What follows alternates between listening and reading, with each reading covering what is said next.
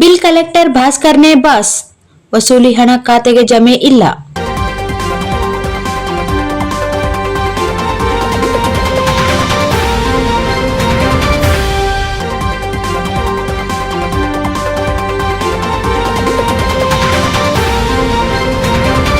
ವಸತಿ ಮನೆ ನೀಡಲು ವಸೂಲಿ ಕರಾಮತ್, ಲಕ್ಷಾಂತರ ಹಣ ದುರ್ಬಳಕೆ ಆರೋಪ.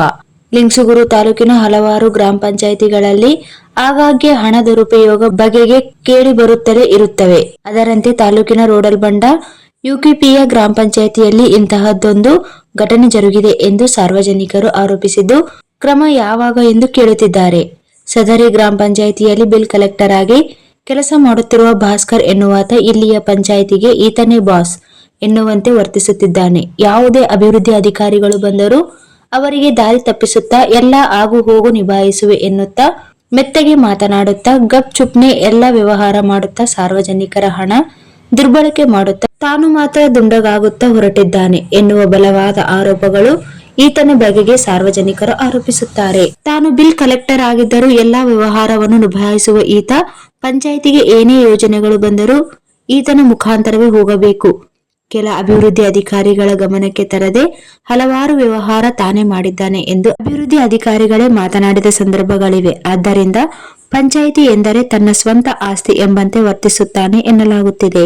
ಗ್ರಾಮ ಪಂಚಾಯಿತಿ ವ್ಯಾಪ್ತಿಯಲ್ಲಿ ಸುಮಾರು 5-6 ಗ್ರಾಮಗಳು ಬರುತ್ತಿದ್ದು, ಆಯಾ ಗ್ರಾಮಗಳ ವಿವಿಧ ರೀತಿಯ ಕರ ವಸೂಲಿಯಾದರೂ ಹಣ ಮಾತ್ರ ಖಾತೆಗೆ ಜಮೆಯಾಗದೆ ತನ್ನ ಸ್ವಂತಕ್ಕೆ ಉಪಯೋಗ ಮಾಡಿದ್ದಾನೆ ಎಂದು ಬಲವಾದ ಆರೋಪಗಳು ಕೇಳಿಬಂದಿವೆ. ವ್ಯಕ್ತಿಯೊಬ್ಬರು 4,000 ಹಣ ತುಂಬಿ ಬಂದರೂ ಖಾತೆಯಲ್ಲಿ ಖಾಲಿ ಎನ್ನುತ್ತಿದ್ದು, ತುಂಬಿದ ಹಣ ಎಲ್ಲಿ ಹೋಯಿತು? ಇದರಂತೆ ಕೆದಕುತ್ತಾ ಹೋದಾದ ಸುಮಾರು 4-5 ಲಕ್ಷ ಹಣ ಖಾತೆಗೆ ತುಂಬದೆ ಲಪಟಾಯಿಸಲಾಗಿದೆ ಎಂದು ಹೇಳಲಾಗುತ್ತಿದ್ದು, ಇದು ಇತ್ತೀಚೆಗೆ ಕಂಡುಬಂದ ಮಾಹಿತಿಯಾಗಿದ್ದು, ಇದುವರೆಗೂ ಸದರಿ ಗ್ರಾಮ ಪಂಚಾಯಿತಿಯಲ್ಲಿ ಎಷ್ಟು ವಸೂಲಿಯಾಗಿದೆ, ಜಮೆಯಾದದ್ದು ಎಷ್ಟು ಎನ್ನುವಂತಾಗಿತ್ತು. ಜಮೆಗಿಂತ ತನ್ನ ವೈಯಕ್ತಿಕ ಬಳಕೆ ಹೆಚ್ಚು ಮಾಡಿದ್ದಾನೆ ಎಂದು ಆರೋಪಿಸುತ್ತಿದ್ದಾರೆ. ವಸತಿ ಮನೆಗಳಿಗೂ ವಸೂಲು ಮಾಡಿದ ಭಾಸ್ಕರ್, ಗ್ರಾಮ ಪಂಚಾಯಿತಿಗಳಿಗೆ ಅಂಬೇಡ್ಕರ್ ವಸತಿಗಳು, ಬಸವ ವಸತಿ ಮನೆ ಹೀಗೆ ಬೇರೆ ಬೇರೆ ಯೋಜನೆಯಲ್ಲಿ ಮಂಜೂರಿಯಾದ ವಸತಿ ಮನೆಗಳನ್ನು ಹಣ ಕೊಟ್ಟರೆ ನಿಮಗೆ ಕೊಡಿಸುತ್ತೇನೆಂದು ಹಲವಾರು ಸಾರ್ವಜನಿಕರಿಂದ 10,000-30,000 ಸಾವಿರವರೆಗೂ ಹಣ ವಸೂಲಿ ಮಾಡಿದ್ದಾನೆಂದು ಬಲವಾದ ಆರೋಪಗಳು ಕೇಳಿಬರುತ್ತಿವೆ. ಕ್ರಮ ಯಾವಾಗ? ಸದರಿ ಗ್ರಾಮ ಪಂಚಾಯಿತಿಯಲ್ಲಿನ ಕರ ವಸೂಲಿಯಿಂದ ಬಂದ ಹಣವನ್ನು ಖಾತೆಗೆ ಜಮಾ ಮಾಡಿಲ್ಲ ಹಾಗೂ ವಸತಿ ಮನೆ ಇತರೆ ಯೋಜನೆಯಲ್ಲಿ ಸಾರ್ವಜನಿಕರಿಂದ ಹಣ ವಸೂಲಿ ಮಾಡಿದ್ದಾನೆ ಎಂದು ಸಾರ್ವಜನಿಕರು ಬಲವಾದ ಆರೋಪಗಳನ್ನು ಮಾಡುತ್ತಿದ್ದರು. ಇದುವರೆಗೆ ಮಾತ್ರ ಈತನ ಮೇಲೆ ಯಾವುದೇ ಕ್ರಮ ಜರುಗಿಲ್ಲ ಎನ್ನುವುದೇ ಸೋಜಿಗವಾಗಿದೆ ಎನ್ನಲಾದರೂ ಕ್ರಮ ಜರುಗಿಸಬಹುದೇ ಸಾರ್ವಜನಿಕರ ಪ್ರಶ್ನೆಯಾಗಿದೆ.